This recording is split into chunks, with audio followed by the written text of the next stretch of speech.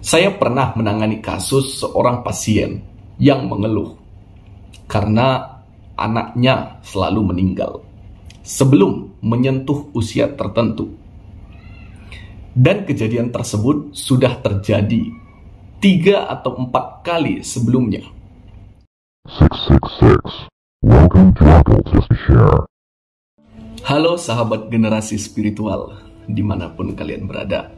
Kembali lagi dengan saya Agi Infinity. Kali ini saya mau membahas tentang tumbal atau wadal dalam praktek ilmu perdukunan. Karena hal ini sepertinya sudah sering kali kita dengar. Misalkan tumbal pesugihan, tumbal sebuah pembangunan, dan lain-lain. Maka sebenarnya apa sih tumbal itu? Dan apa bisa menumbalkan seseorang tanpa seizin orang tersebut? Bagaimana menyikapi fenomena tumbal ini? Seperti biasa, di awal kita harus satu definisi dulu ya tentang apa itu tumbal. Karena menurut saya pribadi, tumbal adalah alat tukar atau mata uang dalam transaksi yang melibatkan gaib. Dan tumbal ini sendiri bisa kita bagi menjadi 2 jenis, yakni 1, tumbal yang menjadi alat tukar untuk membayar suatu hajat, dan 2, tumbal yang dikorbankan untuk mengambil nilai filosofinya atau sifat energinya. Kita jelaskan dari yang pertama ya, bahwa tumbal bisa menjadi alat tukar atau alat bayar ketika kita bertransaksi dengan makhluk gaib. Hal ini biasanya terjadi ketika seseorang tersebut memang bisa berkomunikasi dengan makhluk gaib tersebut dan pastinya punya kapasitas untuk mengetahui apakah permintaan si makhluk gaib ini adalah benar akan sebagai bayaran atau hanya mengelabuhi saja. Karena dalam beberapa kasus ada juga yang dikelabuhi oleh makhluk tak kasat mata ini, di mana saat tumbal sudah dikorbankan justru hajat tidak tercapai. Dan teruntuk dalam hal pesugihan, tumbal ini sudah semacam kewajiban pakem, di mana si kuncen atau si juru kunci tempat pesugihan itu memang sudah mengetahui apa tumbal yang harus dikorbankan berdasarkan pakem dari dulu. Nah, yang kedua adalah tumbal yang mengambil sifat energi atau filosofi dari sesuatu yang sedang dikorbankan. Misalnya, dalam praktek perdukunan, ada yang menggunakan sepasang merpati untuk menyelesaikan kasus percintaan. Di mana filosofi cinta sejati merpati ini diambil bentuk energinya dan kemudian diterapkan kepada si pemohon dengan metode dan tata cara tertentu. Di beberapa pakem perdukunan, hal ini ada dibahas. Dan beberapa lainnya juga ada yang tidak membahas. Nah, pertanyaan selanjutnya, apakah bisa menumbalkan seseorang tanpa izin dari yang bersangkutan?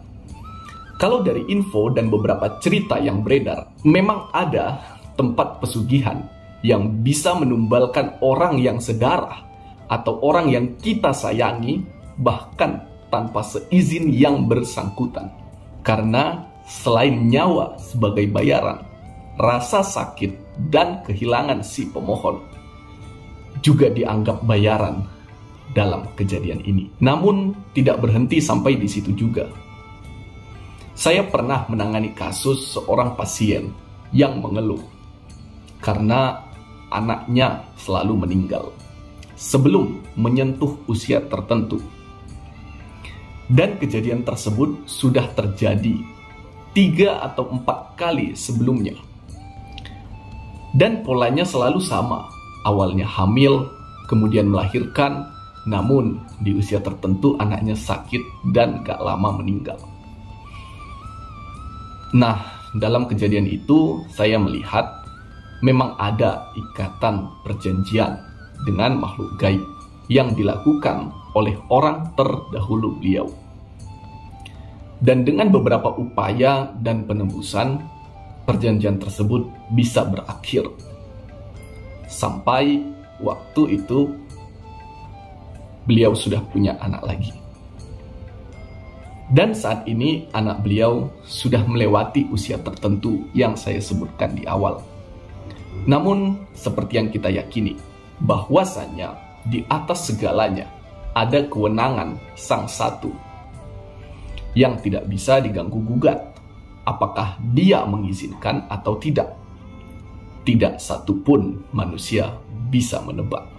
Kemudian persoalan selanjutnya, bagaimana kita menyikapi fenomena tumbal ini? Menurut saya, sederhana saja. Sebagai manusia, kita hanya bisa memaksimalkan upaya.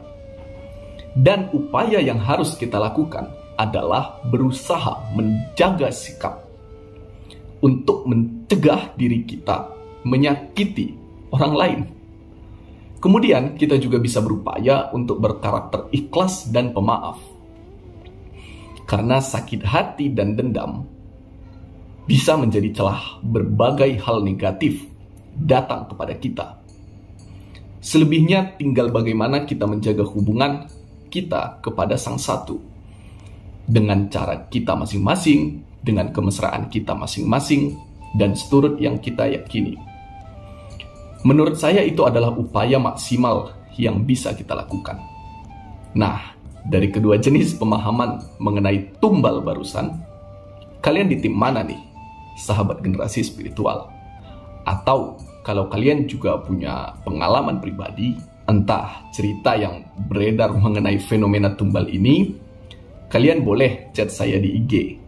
Siapa tahu bisa jadi tema di video kita selanjutnya.